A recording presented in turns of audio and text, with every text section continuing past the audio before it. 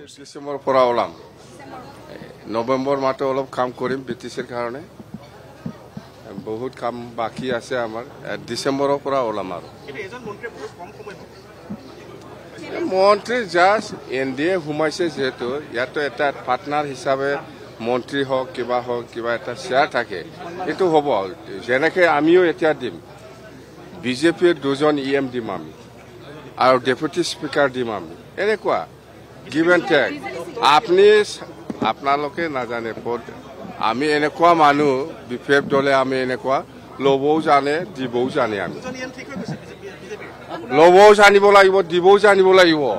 কথা এইটোৱে হা বিজেপিৰ দুজন ইএম দিব দুজন ইএম দি পেলাই মই এনে থকা মানুহ কিবা এটা নলোৱাকৈ মই থকা মানুহ নেকি ডক্টৰ কি হয় নহয় এইটো এই 4-5 মাহ মন্ত্ৰীৰ কাৰণে আমাৰ ইমান ডাঙৰ ইছ্যু নহয় হয় পাৰ্টনাৰ হিচাপে এটা পৰ্টফলিঅ' থাকিব লাগে থাকিছে কিন্তু 26ত দেখাওক 26টোহে আচল এইটো আলোচনা আৰম্ভ কৰাই নাই মুঠতে আৰম্ভ হ'ব অহাকালিৰ পৰা আকৌ আৰম্ভ হ'ব নাই এনেকুৱা 50-50 নহয় তাৰমানে আমি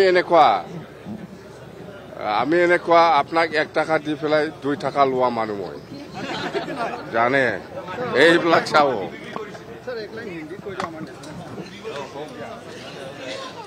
এয়া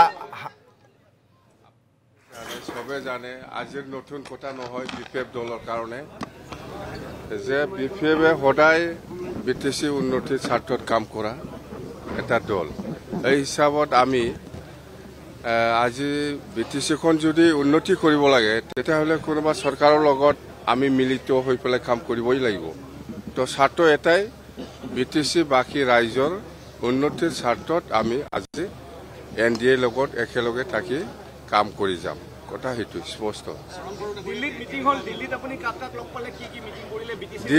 দিল্লীত মই কোনোবা মিনিষ্টাৰ বা কোনোবা MLA MP লগ কৰিব যোৱা নাই দিল্লীত মই হেল্থ চেকআপৰ কাৰণে গৈছিলোঁ বাছ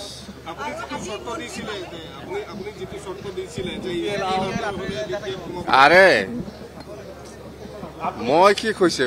কৈছে আমি কৈছো বিপিএফ দলে সদায় স্বাৰ্থবাদী আমি কাম কৰা বিটিসি উন্নয়নৰ স্বাৰ্থত আমি কাম কৰি যাম এনডিএৰ লগত থাকিলে আমাৰ বিটিসিৰ বহুত সমস্যা আছে এইবিলাক আমি সমাধান কৰিব পাৰিম এইকাৰণে মই এনডিএত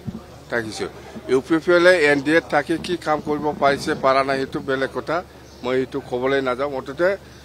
আমি বিপিএফে এতিয়া এনডিএত আছে আপোনালোকে চাওক যেটো আপোনালোকে কেতিয়াও মানে ভাবনাই কৰা আছিলে সেইবিলাক কাম কৰিবলৈ দেখাই দিম